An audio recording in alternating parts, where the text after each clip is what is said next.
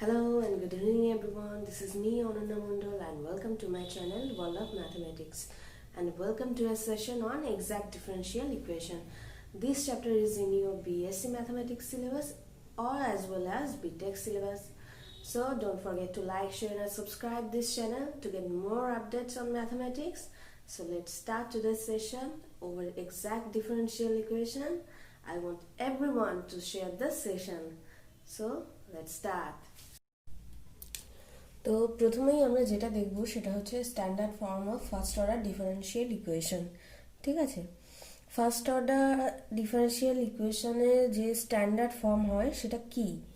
First order differential ইকুয়েশনের আমাদের যে স্ট্যান্ডার্ড ফর্ম সেটা হচ্ছে dy dx equal to f of xy where f of xy is the function of x and y. ঠিক আছে, f of xy এটা কি xy এর একটা ফাংশন। ঠিক আছে, তো আমরা এটাকে এইভাবে লিখতে পারি first order differential equation in derivative form dy dx equal to f of xy।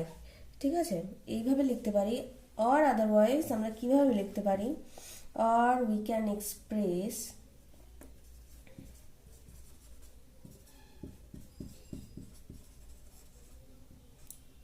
আরেকটা আমরা কিভাবে লিখতে পারি, m x y dx plus m x y dy equals to 0। ঠিক আছে, আমরা এইভাবেও লিখতে পারি। তো আমরা একটা হচ্ছে ডেরিভেটিভ ফর্ম দেখলাম ফার্স্ট অর্ডার ডিফারেনশিয়াল ইকুয়েশনের, সেটা কি, সেটা হচ্ছে এটা dy dx equal to f of xy। আর একটা কি দেখলাম ডিফারেনশিয়াল ফর্ম, যেটা সেটা হচ্ছে m of xy dx plus n of xy dy equals to 0। ঠিক আছে, এইভাবেও আমরা লিখতে পারি। তাহলে ধরো যদি কোনো differential equation dy dx equal to x square plus y square by x minus y, ঠিক আছে, এই ধরো এরকম এই ফর্মে ডিফারেনশিয়াল ইকুয়েশনটা দেওয়া আছে। তো এটাকে আমরা কিভাবে লিখতে পারি, ডিফারেনশিয়াল ফর্ম যেটা এর, তো এটাকে আমরা তাহলে এভাবে লিখতে পারি,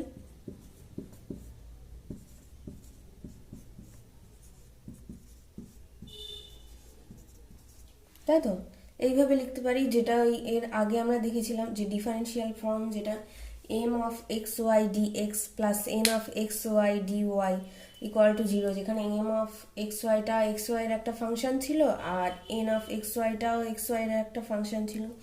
তো আমরা এভাবেও লিখতে পারি। এটা গেল আমাদের ডেরিভেটিভ ফর্ম, আর এটা গেল হচ্ছে আমাদের ডিফারেনশিয়াল যে ফর্মটা, ডিফারেনশিয়েট করে আমরা যেটা লিখতে পাচ্ছি, মানে ভেঙে আর কি। এই ইকুয়েশনটাকে আমরা টোটালি যদি ব্রেক করে দেই, ব্রেক করার পরে আমরা এই ইকুয়েশনটা পাবো।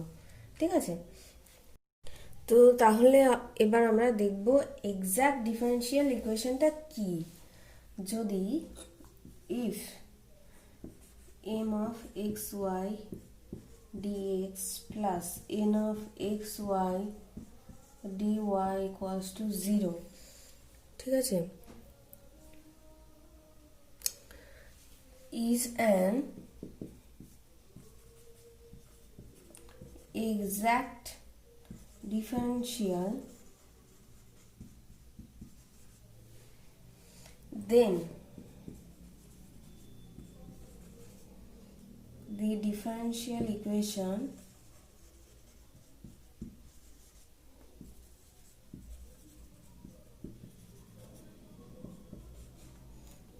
m of xy dx plus n of xy dy equals to 0 is called an exact differential equation।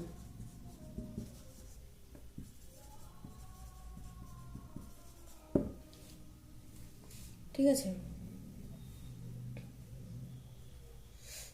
এটা হলো আমাদের এক্সাক্ট ডিফারেনশিয়াল ইকুয়েশনের ডেফিনেশন। ওকে, আচ্ছা, এরপরে আমরা তাহলে দেখব যে এই ডিফারেন্সিয়াল ইকুয়েশনটা তো আমরা প্রথমে কনসিডার করেছিলাম। তো এই ইকুয়েশনটা যে আমাদের এক্স্যাক্ট হচ্ছে, তার মানে কি কি হচ্ছে, এক্স্যাক্ট হচ্ছে মানে কি ঘটছে বা কি কি কন্ডিশনসের জন্য এটা এক্স্যাক্ট হচ্ছে। এখানে এম অ্যান্ড এন কি, first order partial derivatives at all points x y, ঠিক আছে। এম অ্যান্ড এন এর অল পয়েন্টসে ফার্স্ট মানে এক্স অ্যান্ড ওয়াই এই পয়েন্টসে ফার্স্ট অর্ডার পার্শিয়াল ডেরিভেটিভ থাকবে, ঠিক আছে। আর এই সেই পয়েন্টটা কোন ডোমেনের মধ্যে আছে, ডি ডোমেনের মধ্যে আছে। তো এই 1 নম্বর, এটাকে 1 নম্বর নাম দিয়েছি আমরা। এই 1 নম্বর ইকুয়েশনটা এক্স্যাক্ট হবে ওই ডি ডোমেনের মধ্যে। তাহলে কি হবে, তাহলে del M of x y del y equal to del N x y del x, এই দুটো কি হবে, সমান হবে ফর অল। এটা তোমরা আগেই দেখেছো, এটা ফর অল এর sign, for all x y D ডোমেনের মধ্যে থাকবে, ঠিক আছে। তো এটা হলো আমাদের ফার্স্ট কন্ডিশন। যদি ডিফারেন্সিয়াল ইকুয়েশনটা এক্স্যাক্ট হয় ডি এর মধ্যে, তাহলে কি বলবো আমরা, del M x y del y equal to del N x y del x for all x y belongs to domain, মানে ওই ডি এর মধ্যে থাকবে। সেকেন্ড আমাদের আর একটা কন্ডিশন আছে, ঠিক আছে, 2 নম্বর। তো তাহলে আমরা প্রথমটা যেরকম বলতে পারলাম, del M x y del y equal to del N x y del x for all x y belongs to D, যখন ডিফারেন্সিয়াল ইকুয়েশন এটা এক্স্যাক্ট হচ্ছে। নেক্সট আমরা আরেকটাও বলতে পারবো, কনভার্স ব্যাপারটাও বলতে পারবো। কনভার্সলি ইফ, ঠিক আছে, del M x y del y equal to del n xy del x for all xy belongs to d, ঠিক আছে। then the differential equation 1 is exact in d। তো এই ব্যাপারটা আমাদের দুই ক্ষেত্রেই কি হচ্ছে, কনভার্স ব্যাপারটা হচ্ছে, মানে ইফ অ্যান্ড অনলি ইফ কন্ডিশনটা হচ্ছে। মানে এটা যদি হয় তো আমাদের ইকুয়েশনটা এক্স্যাক্ট হচ্ছে, আর ইকুয়েশনটা যদি এক্স্যাক্ট হয় তো তাহলে এটা আমাদের এই কন্ডিশনটা হোল্ড করবে, ঠিক আছে। যেখানে কি এম অ্যান্ড এন এর কি থাকতে হবে, continuous first order partial derivatives থাকতে হবে at all points x y in a rectangular domain D, okay. তো এটা হচ্ছে আমাদের মেন যে কন্ডিশনটা এক্স্যাক্ট হওয়ার জন্য কোনো ডিফারেন্সিয়াল ইকুয়েশনে এই আমাদের এই কন্ডিশনটা হোল্ড করবেই। কোনো ইকুয়েশন যদি এক্স্যাক্ট হয়, কোনো ডিফারেন্সিয়াল ইকুয়েশন যদি এক্স্যাক্ট হয়, তো তাহলে এই কন্ডিশনটা আমাদের হোল্ড করবে। ইভেন যদি এই কন্ডিশনটা হোল্ড করে, তাহলে কি হচ্ছে, কনভার্সলি আমাদের ইকুয়েশনটা মানে যে ডিফারেন্সিয়াল ইকুয়েশনটা ওটা আমাদের এক্স্যাক্ট হচ্ছে। তো আমরা যখন কোনো ডিফারেন্সিয়াল ইকুয়েশনে ওটা এক্স্যাক্ট কিনা চেক করব, তো তখন আমরা এই কন্ডিশনটা চেক করব যে এই কন্ডিশনটা সেই ক্ষেত্রে হোল্ড হচ্ছে কিনা। যদি হোল্ড হয়ে যায় তো then the equation is exact, or otherwise the equation is not exact. যদি হোল্ড না করে, এই কন্ডিশনটা যদি হোল্ড না করে, তাহলে সেক্ষেত্রে আমরা ওই ডিফারেন্সিয়াল ইকুয়েশনটাকে এক্স্যাক্ট বলতে পারবো না, ঠিক আছে। আচ্ছা, এরপরে আমরা আরেকটা জিনিস দেখব, সেটা হচ্ছে ইন্টিগ্রেটিং ফ্যাক্টর কি। কোনো ডিফারেন্সিয়াল ইকুয়েশনের ইন্টিগ্রেটিং ফ্যাক্টর কি জিনিস, সেটা আমরা এবার দেখব। তাহলে আমরা যেটা ধরেছিলাম সেটা আগে লিখি, M of x y d x plus N of x y d y equal to 0, ঠিক আছে। যদি if the differential equation is not exact, যদি কোনো ডিফারেন্সিয়াল ইকুয়েশন এক্স্যাক্ট না হয়, এতক্ষণ আমরা বলছিলাম যে এক্স্যাক্ট হলে কি কি তার কন্ডিশন থাকবে, তো যেগুলো আমরা দেখে বুঝতে পারবো সেই ডিফারেন্সিয়াল ইকুয়েশনটা এক্স্যাক্ট। তো এক্ষেত্রে আমরা ইন্টিগ্রেটিং ফ্যাক্টর কি জিনিস, সেটার জন্য আমাদের আগে লাগবে কি, যে ইকুয়েশনটা ডিফারেন্সিয়াল ইকুয়েশনটা নট এক্স্যাক্ট, ঠিক আছে, ইজ ইফ এই ডিফারেন্সিয়াল ইকুয়েশনটা is not exact in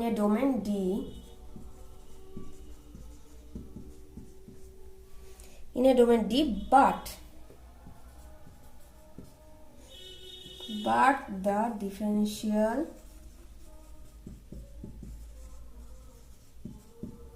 equation u of xy m of xy dx plus u of xy n of xy dy equals to 0 is exact in D, ঠিক আছে, in D, then u of xy is called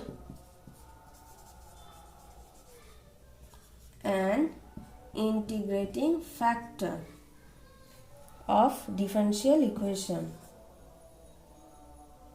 এটাকে আমরা একটা নাম দেই,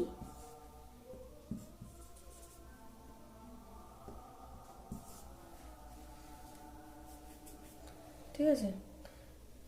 তাহলে আমাদের কি বলা যায়, যদি এই ডিফারেন্সিয়াল ইকুয়েশনটা এক্সাক্ট না হয় ডি ডোমেনের মধ্যে, কিন্তু এই যে ইউ অফ এক্স ওয়াই এটা আমাদের গুণ করার পরে ডিফারেন্সিয়াল ইকুয়েশনটার সাথে আমরা কি দেখতে পাচ্ছি, তখন ওই ডিফারেন্সিয়াল ইকুয়েশনটা এক্সাক্ট হয়ে যাচ্ছে ওই ডি ডোমেনের মধ্যে, তাহলে ওই ইউ অফ এক্স ওয়াই ওটাকে কি বলা হবে, ইন্টিগ্রেটিং ফ্যাক্টর, ঠিক আছে। এই ডিফারেন্সিয়াল ইকুয়েশনটার ইন্টিগ্রেটিং ফ্যাক্টর বলা হবে, মানে যে ফাংশনটা গুণ করার পরে এই ডিফারেন্সিয়াল ইকুয়েশনটা এক্সাক্ট ডিফারেন্সিয়াল ইকুয়েশনে ট্রান্সফর্ম হয়ে যাচ্ছে, তখন সেই ফাংশনটাই হচ্ছে actually integrating factor of this differential equation, ঠিক আছে। তো বেসিক্যালি আমরা প্রথমে দেখেছি যে এক্সাক্ট ডিফারেন্সিয়াল ইকুয়েশন হলে কি টার্মগুলো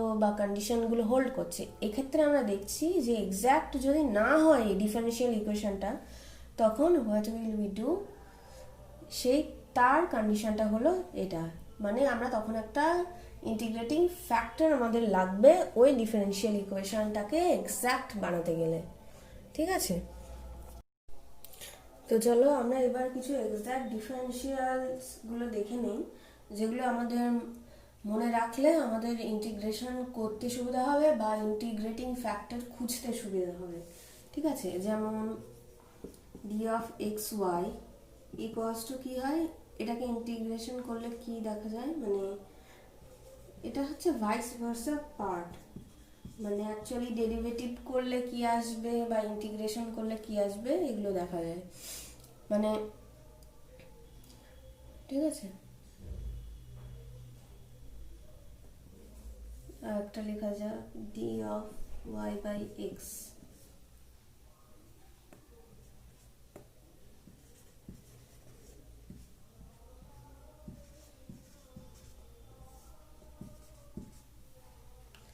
অ্যাকচুয়ালি তার মানে হচ্ছে আমরা যদি এটাকে এই টার্মটাকে ইন্টিগ্রেশন করি, তো আমাদের আমরা এইভাবে ডেরিভেটিভ ফর্মে এই টার্মটাকে লিখতে পারবো, ঠিক আছে, d of y by x করে। তো তখন আমাদের ডিরেক্ট এইটা লিখতে সুবিধা হবে ইন্টিগ্রেশনের ফলে। এখন তো এইভাবে আমি পরপর কটা টার্মস লিখবো যেগুলো তোমাদের ইন্টিগ্রেটিং ফ্যাক্টরের ক্ষেত্রে কাজে লাগবে।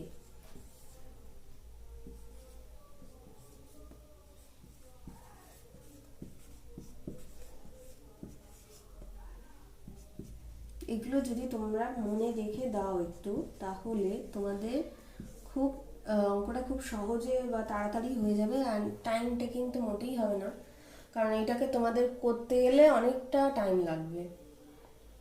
তো সেক্ষেত্রে তোমরা যদি চট করে এটা ইন্টিগ্রেশন করে দাও, তো সেক্ষেত্রে শুধু এটা চলে আসবে, বুঝতেই পারছো।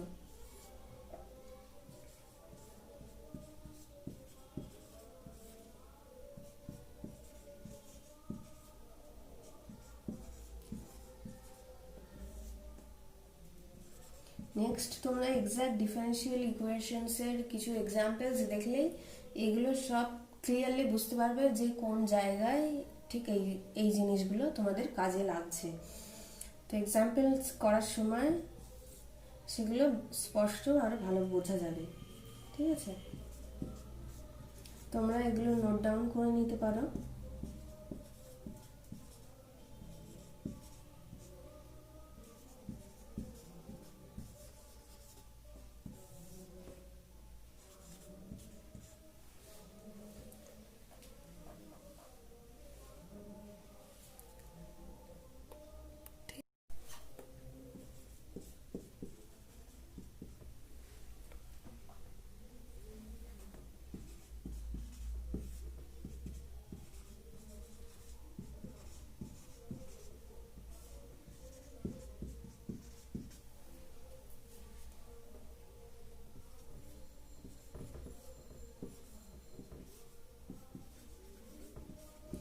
এটাও দেখতে পাচ্ছ তোমরা, এগুলো তোমরা নোট ডাউন করে নাও, তোমাদেরই পরে সুবিধা হবে।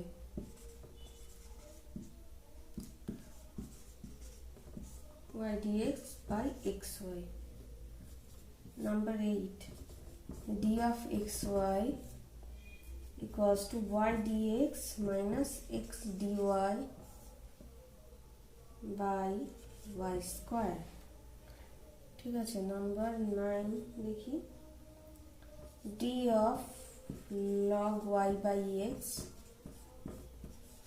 equals to কি হয়, x dy minus y dx by xy। ঠিক আছে।